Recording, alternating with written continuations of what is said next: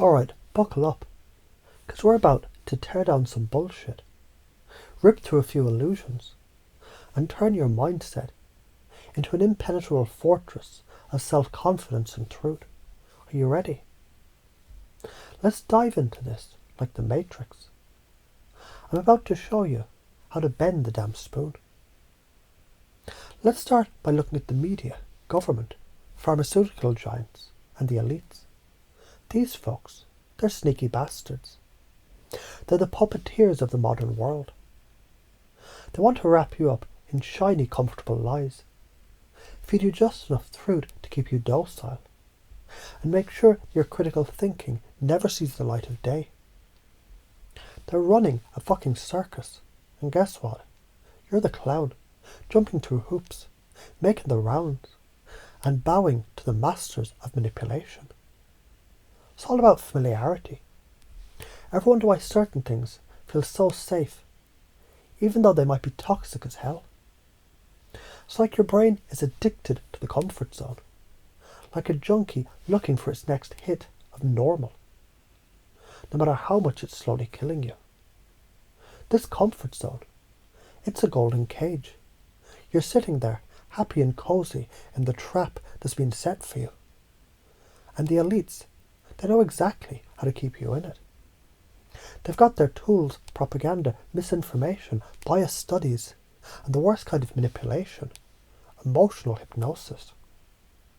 But here's where it gets good. Independent thought, real art, independent comedy. That's dangerous to them. That's like a drop of truth in a pond of lies. The moment you stand up and start questioning the narrative, you begin to unravel the whole fucking illusion. And let me tell you something. Truth is contagious. This isn't just something that exists. It's something that takes on a life of its own. When you speak it, it starts to grow. It starts poking holes in the system, like a virus that the powers that be don't want to touch, because they know it will spread faster than they can control it. And you know what they do with truth that starts to spread? They shut it down.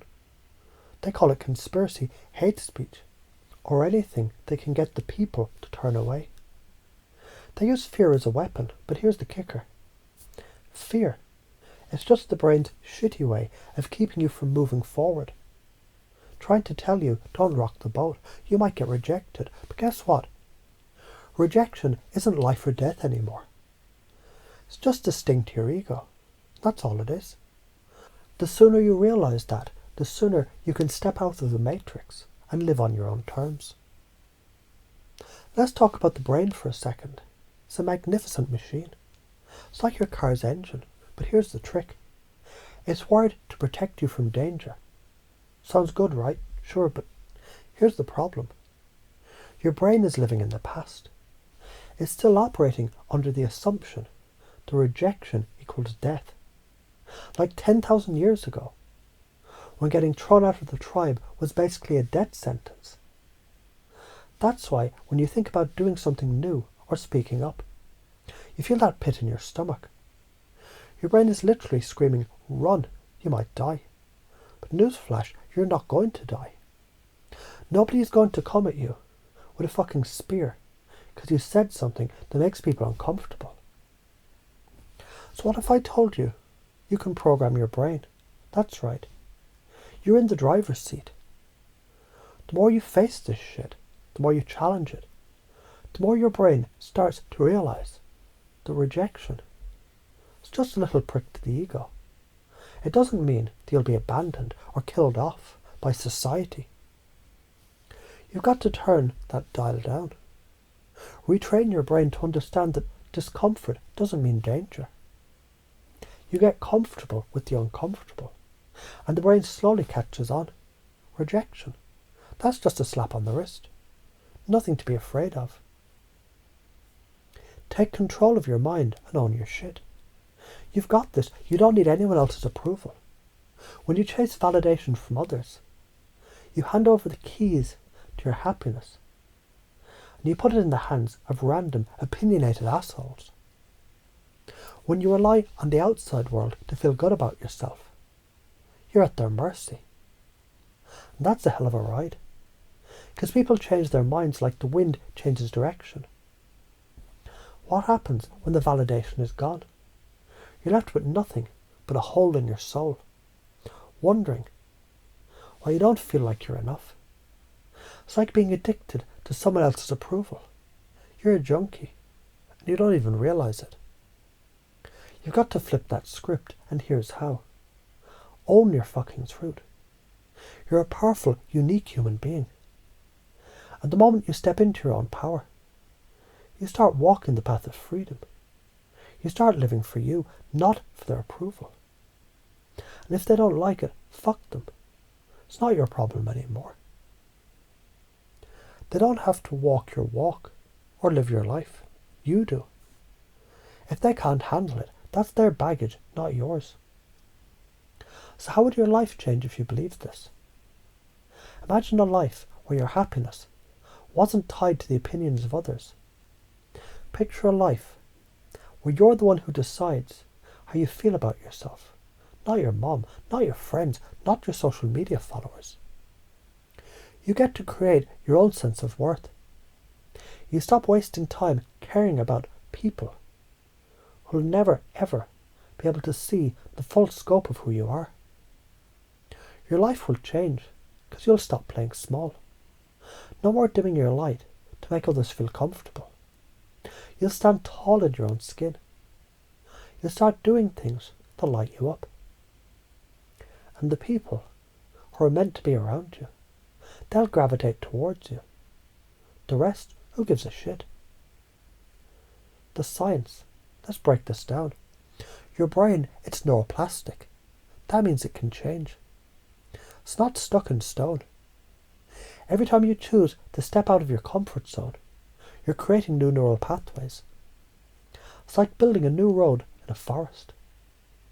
The more you use that road, the more the brain starts to favour it, and before you know it, it's a superhighway. You know what that means? Your brain gets more efficient at handling discomfort, rejection and criticism. It learns to adapt and evolve. Here's the thing. The longer you stay stuck in your old patterns, the more entrenched they get. Your brain keeps going down the same paths because it's easier. And easy doesn't get you anywhere. You've got to challenge it.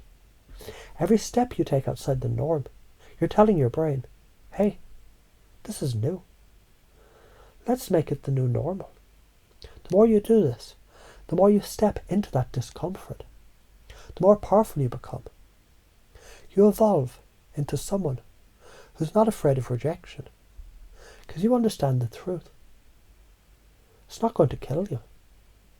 It's not going to make your life worse. It's just part of the process. You're stuck in patterns. You're stuck in loops that drain you. The habits that hold you back, the fear of judgment, the hesitation, the insecurity. Those need to be smashed apart like glass bottles at a rock concert. You need to break the chains, but how? First, you need to interrupt the pattern. When you feel that fear, that resistance, you've got to snap out of it, interrupt it, do something completely unexpected. Take the action, even when your brain is telling you to stop.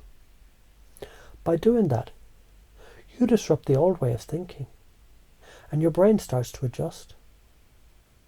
The more you do this, the less power the old limiting beliefs will have over you. It's like changing the locks on your mental prison. And if you want to lead others, if you want to help others see the truth, pace and lead. Meet them where they are. Use the same fear they feel to show them how to move through it. You've already learned to step into your discomfort. Now you can lead by example and show them how to do the same. You'll guide them one step at a time, from fear to freedom. Live for you.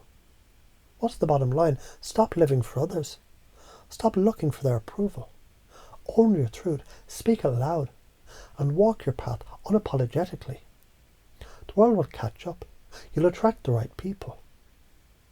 And if they don't like it, fuck them. You're on a mission. You're here to break the chains. So go out there and do it.